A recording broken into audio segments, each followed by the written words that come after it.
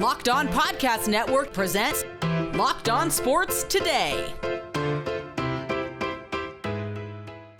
After a wild series, the New York Knicks are one step closer to the Eastern Conference Finals. Also, the Pacers went from just happy to be here to moving on. And the Nuggets own the Lakers even more so than Kendrick Lamar owned Drake. Game off. We got to talk about Monopoly Go. This fast-paced game lets you team up with friends for tournaments to unlock awesome prizes like unique stickers for trading, cool playing pieces, and hilarious emojis for taunting your friends, of course. So download Monopoly Go now, free on Google Play or the App Store. Game on.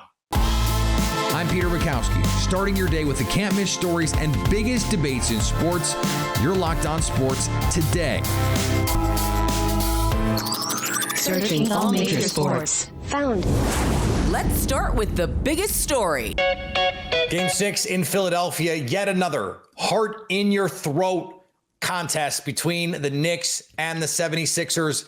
But the Knicks hang on a 118-115 win. Jalen Brunson with 41 monster points. Dante DiVincenzo hits the 2 free throws at the end to clinch it in a game that was much closer than Knicks fans would have liked, given the way that the game was looking with about 5 minutes left in this one. Gavin Shaw from Locked On Knicks joins me now. I'm not sure that his heart rate is at a healthy number right now, but Gavin, what did you make of the end of this game and how the Knicks were able to pull it out?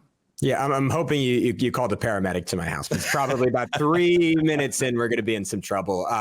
But I mean, incredible gutty finish, a microcosm of this season for the Knicks that has just been a magical ride. And it felt like it was going to end in a nightmare after the Knicks went up 33-11 at the start of this game, blew that lead. Sixers were up before halftime. Sixers got up by 10 in the third quarter, looked like they were going to run away with it. The Knicks looked exhausted. Tom Thibodeau, I guess rightfully, ultimately refused to put in anyone else. And this team just did what they did all season and found another gear when there just shouldn't have been one. Go up by 8. Again, OG Anunoby misses a free throw to put them up 9 with about 4 minutes left. Sixers storm back, Oubre 3, Maxey diving layup, Embiid gets the finish late. But just enough Jalen Brunson magic. Josh Hart, it was the story of this series, hadn't hit 4 threes this entire year. Did it 3 times this series and then hits the big one late today. Just an incredible win. Knicks moved to 38-0 in games they led by 15 or more points. I can't really say much more. It was incredible. Yeah, but as you mentioned, Tyrese Maxey tied this game at 111 with 34 seconds to go. At this point, is the replays of Game 5 just like the only thing on your mind? You almost just couldn't.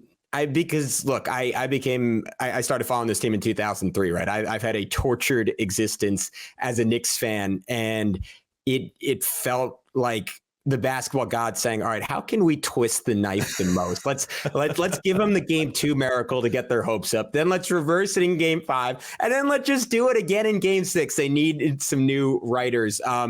But the Knicks kept it together. They learned their lesson for the most part. They fouled initially, went up 3. They had to do it again.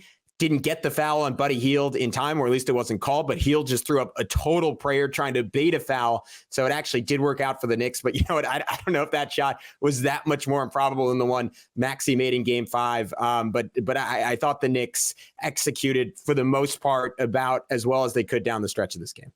Yeah, that shot, it didn't go in, obviously, but it was not that far from banking in. And I'm sure plenty of Knicks fans were going, oh, please, no. Yeah. So the Sixers play style of basketball that lends itself to a team being able to say, okay, we can play Jalen Brunson 43 minutes if we have to. The Pacers are going to run you up and down the court as an opponent. And one of the reasons why the Bucks were not able to win that series shorthanded is because they were shorthanded. How, if at all, do you think the Knicks will have to tweak, whether it's lineups, whether it's style of play, against a Pacers team that plays such a different brand of basketball? Yeah, it truly is contrasting styles, because the Knicks, I think, very much aware of their lack of depth, very much aware of their lack of creators. It is pretty much just Jalen Brunson and Dante DiVincenzo and OG Anunoby when Brunson creates an advantage for them. They took the air out of the ball. This entire series, every second half was such a slog over and over again. The Knicks were forced to make plays with 4, 3, 2, 1 seconds on the shot clock. And you can do that against Indiana. They're not going to comply, unlike Philly, with an ailing Joel Embiid to that style of play.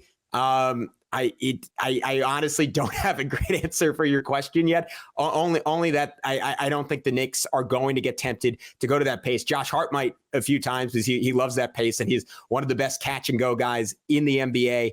And the Knicks will have some success in transition. They will have moments in transition. They had great moments in transition in the second half of this game, but for the most part, they are going to stick to their style. They're going to slow things down, and it's just on them to get back on defense, which was hit or miss the few times Philly did try to push towards the end of the series. Yeah, that'll be the hard part, getting back on defense against this Pacers team that wants to push the tempo at every single opportunity. I know that they are not a collegiate program. This is an NBA team, but it does have a different feeling this year, having won a series last year, now with expectations as the 2 seed. Just from a vibe standpoint, what is the feeling right now, do you think, of Knicks Nation? I think it's relief. It's relief that we didn't blow this, because Game 5 was it's hard to say a choke job, is the 2 shots Maxey made were so incredible, but you have to call it a choke job. And the fact, like the tension in the building in MSG, if this had gone to 7, if the Knicks had blown that lead again, as much as this team seems like they can overcome anything, I don't know if they would have been able to overcome it. So it is celebratory, but it is sheer relief right now. Stay up to date on the New York Knicks all year by subscribing to Locked On Sports Today and Locked On Knicks on your favorite podcast app and on YouTube. Thanks for making Locked On Sports Today your first listen. Coming up, the Pacers are moving on. Before we get to that, the Steelers are trying to think outside the box with Justin Fields. And I mean really outside the box. Like the box is not even in the neighborhood. We've all been there, either as a player or a fan. It's halftime and the scoreboard is not looking good. You're feeling low, not sure you or your team can pull out a win. That's when you dig deep. You lift your head up and you tell yourself, time to get back in the game, pull off some bank heists, and take as much of my friend's money as I possibly can. That's right, the smash hit mobile game Monopoly Go lets you compete with your friends to get the most riches and the biggest empire. It's the Monopoly you love, but on your phone, anytime, with tons of new twists, including leaderboards to compare your progress to your buddies. There's so much to do. Play on countless dynamic Monopoly boards. Make your friends bankrupt by smashing their landmarks with a wrecking ball. Charge other players rent for your iconic properties. You can even work with your friends to crack open community chests and in tournaments to get extra rewards and climb the leaderboard. So get back out there, put on your game face, and download Monopoly Go, now free on the App Store or Google Play. Are you watching Fox Sports or ESPN on your TV all day? Have to turn down the volume with all that shouting? Make the switch to Locked On Sports Today, a free 24/7 sports streaming channel programmed for you every day to bring you the biggest stories without all the screaming. Locked On Sports Today brings you can't miss analysis, opinions, and news streaming 24/7 on YouTube or the free Amazon Fire TV channels app, part of the Locked On Podcast Network, your team every day. The Pittsburgh Steelers have a wild idea for Justin Fields. Well, one coach does anyway. Pittsburgh special teams coordinator Danny Smith wants to make Fields a return man. You heard me right. Steelers running back Jalen Warren was talking with Cam Hayward on his podcast about what Smith had to say on the idea. Warren said, we looked at him and was like, Fields is about to be back there? I don't know. I think it's cool. It doesn't really help the case against Fields just being a running back, but it's a bold strategy for the Steelers to put their quarterback who's theoretically competing to be a starter back there. So, Cotton, we'll see if it pays off for him. The Sixers really didn't want a repeat of New York South for Game 6. The owners of the 76ers and former minority owner Michael Rubin have purchased tickets to the game in an effort to block Knicks fans from filling the arena. Game 4 basically seemed like a home game for New York, to the point that Joel Embiid called out Sixers fans in his post-game interview. Rubin posted on social media that he'd be buying the tickets and that they'd go to the first responders, healthcare professionals, and other Philadelphia-based organizations. It's a great cause. It didn't work. The Boston Bruins had yet another shot to close out the Toronto Maple Leafs and move on. I mean, what even is there to be said at this point, as the Boston Bruins fail to rise to the occasion once again, losing Game 6 against the Toronto Maple Leafs by a score of 2-1, basically 2-0, because the Bruins scored with like less than a second left in the game. This is Ian McLaren, host of Locked On Boston Bruins, and once again, they failed to come out of the gate with any sense of desperation, wildly outshot in the first period, and chances were few and far between. Full credit to the Leafs for keeping the Bruins attack at bay. Joseph Woll stepped up huge and made some big saves when called upon, but Boston's top players, once again, other than Jeremy Swayman, who's the only Bruin who seems to give a heck, everybody disappeared once again, and Game 7 it is. On the diamond, the Orioles took 3 of 4 from the Yankees. Kyle Bradish looked good in his 2024 debut. It had been a while back for Bradish, who had an elbow issue, a sprain, which is basically a partial tear in his UCL, got the PRP injections, rested, started throwing, made 3 rehab starts. And it was a little surprising that the Orioles called him up this early to pitch again. But they activated him before Thursday's game to be the starter. And although he didn't pitch super deep into the game, which we kind of knew was going to happen and I'll get to later, he pitched well and he gave the O's a chance to win. 4 2/3 innings, 1 run on 4 hits, 5 Ks, 2 walks, 5 hard hit balls, 84 pitches for Kyle Bradish. He's going to get better as the season goes on as long as he stays healthy. And the Miami Marlins swept the Colorado Rockies for their first winning series, get this, of the season. They walk it off in 10, their first 3-game sweep of the season. They had not won 2 games in a row this year before this series, and now they are out of the National League basement. They've won 3 games in a row, 5-4 in 10 innings, giving the home fans a thrill to finish off this series and pack that momentum on a plane, head to Oakland to face the A's for a 3-game series, and then the Dodgers after that, and we are pumped. All the talk heading into Game 6 between the Bucks and the Pacers was about the superstars. Would Giannis Antetokounmpo play? Would Damian Lillard play? Just Lillard was able to give it a go, but it was the Pacers role players. Obi Toppin and TJ McConnell combined for 41 points off the bench, and Indiana takes care of Milwaukee 120-98. It is 1-2-3 Cancun in the Brew City. From Indiana, Tony East from Locked On Pacers joins me now. And Tony, this Pacers team got an undermanned Bucks team. So what can we really take away from this first round series? Yeah, it's tough. That's what Dame Lillard was just talking about in his post-game presser. The healthy team does typically win. We've seen that often in this playoffs, even beyond this Pacers series. So from that perspective, it's tough to glean a ton from if the Pacers could have beat the peak Bucks, although I think the Pacers would very quickly say, hey, we beat them 4 times in the regular season when they were healthy. But, for them, it's more about they haven't been in the playoffs in a while. They haven't won a series since 2014. They don't care. And the Bucks, beating the Nets in 2021 when they were really banged up, no one talks about that. They won the championship. And people remember the results of the series. So obviously it's a factor. I don't want to write that off, but the Pacers are certainly right to say, we don't care. We had to beat the team in front of us, and we did. So what did you see, though? Because we did see some things that were somewhat surprising. We saw the defense translate in a way that I don't think any of us anticipated, understanding that once the Pascal Siakam trade was made, they were better defensively, but this was still a team that gave up 150 points in the regular season. All the time. Yeah, it was pretty jarring. I think when we talked last, they gave up 108 in 109 in game 1 and 108 in game 2, and it looked okay defensively, and they were hovering around that number every game this series. And tonight, the best by far they've had all series long. It's just what they can do at their absolute best. They're very good at responding, right? When they have their bad games, even during the regular season, I think they were 23-12 after losses this season. And even in the series, you saw game 1, they got their butts kicked.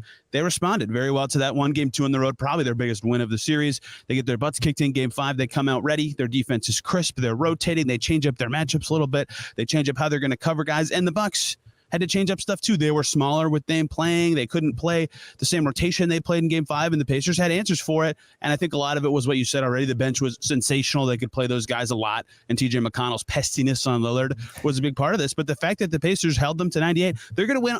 I mean, almost every time they hold a team to that because their offense is so potent, and they did. This does seem like it is the proof of concept with Rick Carlisle. No, the team has not been to the playoffs in a while. These players have not been to the playoffs in a while, though Pascal Siakam, of course, has that title in Toronto. But Rick Carlisle has been through the wars. He has done this before. This seems like this was the kind of series where you turn that matchup, those matchups up, you change them, you get that defensive intensity ramped up. Like, this is why Rick Carlisle is in Indiana. Yes, it is. This is his first series coaching for this team since they hired him a few years ago. And, at the end of his Dallas era, when Dirk was older or he was coaching Luka-led younger teams, they lost in the first round a fair amount, but those teams were usually underseeded. They were again, but the injuries changed it. But, he flexed his tactical muscles all series long. Like, that's what he's so good at, right? That when the Bucks would change something up, he was ready with the adjustment that would overcome what the Bucks were now doing well in the series. He very quickly changed the rotation after game one. He changed how they were attacking Brook Lopez early in the series to get Miles Turner rolling back here in Indy. He figured out how to make the bench more effective tonight. Like, every step of the way, he had an answer for what the Bucks were throwing at the Pacers, and that's what the Pacers have needed, right? The last couple times they've lost in the playoffs, a big criticism was Nate McMillan not adjusting enough or not being creative enough in those adjustments. So, yeah, it's a totally different team, but to see Carlisle coach like this, and he's had many a battle with Doc Rivers in his life in the regular season and playoffs, he looked brilliant a lot of the times. He was pushing the right buttons. Isaiah Jackson in the rotation tonight, and I believe he finished the game with a positive plus-minus, made some nice plays on defense, right? Like, that kind of stuff is not easy to do as a coach, going away from what's worked before to play your backup center 10 minutes. It worked, and they won, and that's what Carlisle did all series. Yeah, Tyrese Halliburton in the first half of the year looked like an MVP candidate, and in the second half after the injury has just not looked like the same guy. Only got to 20 points in this series the one time. How much more do they need from Tyrese Halliburton to be a real factor in the Eastern Conference, and how much can they expect to get? Yeah, that's the burning question, right? If this is what he is in the playoffs, can they beat a healthy whoever they would play in the next round, the Embiid Sixers or the Knicks? And he had the triple-double with the game winner, and that was awesome, but I think he was 1 for 12 from 3 in that game. In the 24-point game, he only had 4 assists, right? He never hit that level that you talked about early in the season, the guy that terrorized the Bucks in the in-season tournament semifinals, for example. And so the question is, do they need that to win the next round, or can he reach that level in the postseason after his injury? The team has changed a lot since he was at that level. What didn't matter a lot early in the series is, we already alluded to this, Siakam was 30-plus points the first 2 games. Turner had 29 awesome in a row the next 2. So they didn't need Tyrese to go crazy. Like, he just needed to orchestrate, and he was still drawing attention because he's so threatening. And you saw that in this game. He had 10 points in the first quarter, and the Bucks were like, uh-oh, we got to contain this guy. He had 17 and 10 when the game was over. And so on one hand, if he's going to get that kind of attention, he's still going to be impactful even if he's not scoring. But on the other hand, you're absolutely right there. For the Pacers to hit their ceiling, to look like a team that maybe could make the conference finals, too early to say, he's got to be closer or at that level that we saw early in the season when the Pacers could beat anybody on his back. Stay up to date all year long on the Indiana Pacers by subscribing to Locked On Sports today and Locked On Pacers on your favorite podcast app and on YouTube.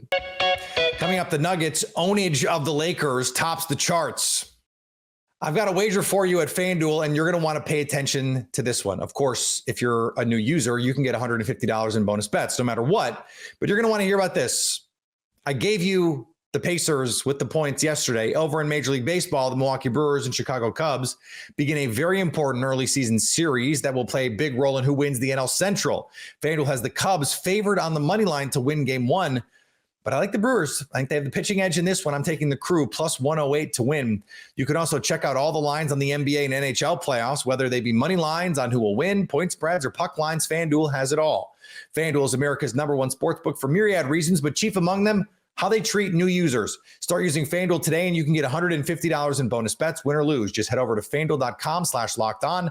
That's FanDuel.com/lockedon for $150 in bonus bets, whether your first bet wins or loses. FanDuel is America's #1 sportsbook and the official sportsbook of Locked On. LeBron James may be having nightmares of Nikola Jokic for a while. The Nuggets stomped the Lakers out of the playoffs again.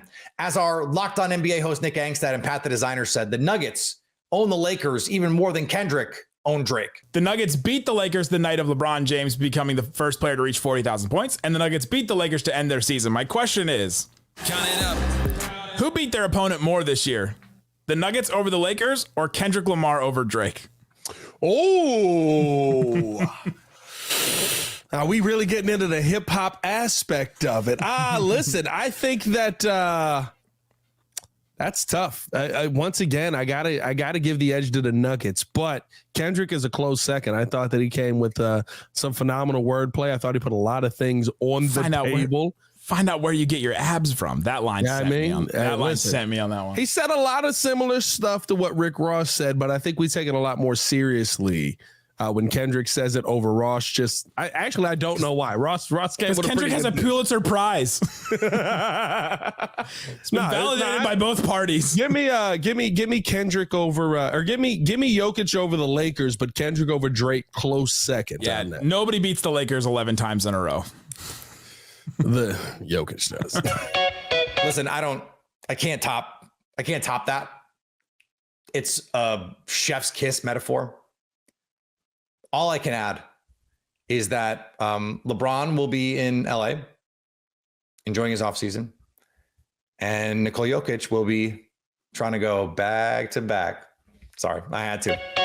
And finally, Tiger Woods is accepting a special exemption to play in the U.S. Open next month. While he has lifetime exemptions into the Masters and PGA Championship and can play in the Open until he's 60 as a former winner of those tournaments, Woods' exemption into the U.S. Open ran out in 2023. This is the first time in almost 30 years, going back to 1996, that Woods did not qualify for a major championship. Woods was an amateur back then, in case you were wondering. Are you watching Fox Sports or ESPN on your TV all day? Have to turn down the volume with all that shouting? Make the switch to Locked On Sports Today, a free 24/7 sports streaming channel programmed for you every day to bring you the biggest stories without all the screaming. Locked On Sports Today brings you can't miss analysis, opinions, and news streaming 24/7 on YouTube or the free Amazon Fire TV channels app, part of the Locked On Podcast Network, your team every day. Coming up on the next Locked On Sports Today, will the Mavericks or the Clippers be moving on? So at least until tomorrow, stay locked on sports today. Locked On Podcast Network presents Locked On Sports Today. For more episodes of Locked On Sports Today, go to our video on demand. Click on sports at the top of your screen. There, you'll find past episodes of Locked On Sports Today, plus other Locked On shows on demand.